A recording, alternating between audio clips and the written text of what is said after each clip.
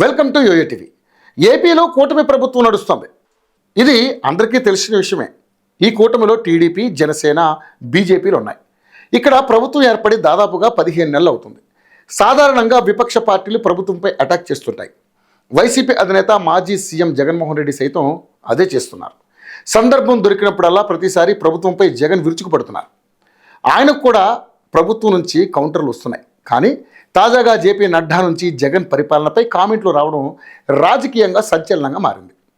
జగన్ అసమర్థత, అస్తవ్యస్త పాలన ద్వారా ఏపీ అభివృద్ధి మొత్తం కూడా పడకేసిందని, కూటమి ప్రభుత్వం ఏర్పడ్డాక ఇప్పుడిప్పుడే రాష్ట్రంలో సంక్షేమం, అభివృద్ధి గాలిలో పడుతుందని నడ్డా అన్నారు. ఇక నడ్డా మాటలు నిజమే అయినప్పటికీ ఇంతకాలం లేనిది ఇప్పుడు ఈ విమర్శలేంటన్న సంశయం సర్వత్రా వ్యక్తం అవుతుంది. దీనికి తోడు ఉపరాష్ట్రపతి ఎన్నికల్లో అడిగి అడక్కముందే బీజేపీకి మద్దతు ప్రకటించేసి ఎన్డీఏ అభ్యర్థికి ఓటేసిన జగన్ పార్టీ ఇటు చెల్లి నుంచి ఢిల్లీ గల్లీ గల్లీ వరకు విమర్శలు పాలైంది. ఆర్ఎస్ఎస్ భావజాలానికి చెందిన ఒక వ్యక్తికి వైఎస్ఆర్ కొడుకు ఇలా ఓటు వేయడం ఏంటని ఆయన సోదరి షర్మిల అయితే కడిగి పారేసింది. ఇక వైఎస్ ఆతేవాసి జగన్కు బిహైండ్ ది కర్టన్ మెంటర్ అయిన ఉండవల్లి అరుణ్ కుమార్ అయితే ఇక్కడ ఎన్డీఏకి వ్యతిరేకంగా పోటీ చేసి ఓడిపోయిన జగన్ తాము కాంగ్రెస్ వ్యతిరేకులు అంటూ ఎన్డీఏ అభ్యర్థికి ఓటు వేయడం ఏంటని ప్రశ్నించారు. కొంతలో కొంత బీఆర్ఎస్ నయం కాస్త సంశమనం పాటించి ఓటింగ్లోనే పాల్గొనలేదు. జగన్ మరీ ఇంత దిగజారుడుతనమా అన్న టాక్ వచ్చింది. అలా తమ అభ్యర్థికి ఓటు వేసిన పార్టీ అని కూడా చూడకుండా జేపీ నడ్డా అలా అనేసారేంటన్న చర్చ జరుగుతోంది. ఈ మధ్య ఒక కొత్త ఈక్వేషన్ వెలుగులోకి వచ్చింది.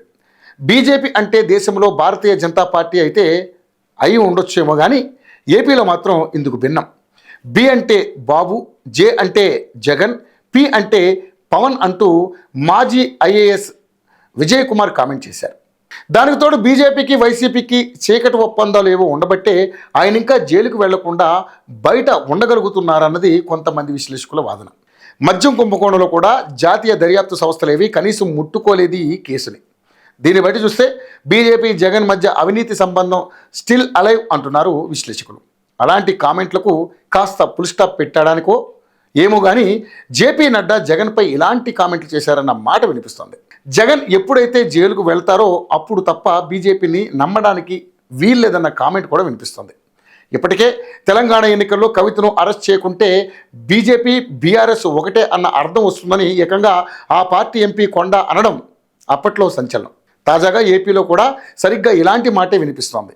జగన్ బయట ఉన్నంత వరకు వీరెన్ని మాటలు మాట్లాడినా అది జనం దృష్టి మరల్చే ఎత్తుగడ తప్ప మరొకటి కాదని పలువురు రాజకీయ విశ్లేషకులు అంటున్నారు.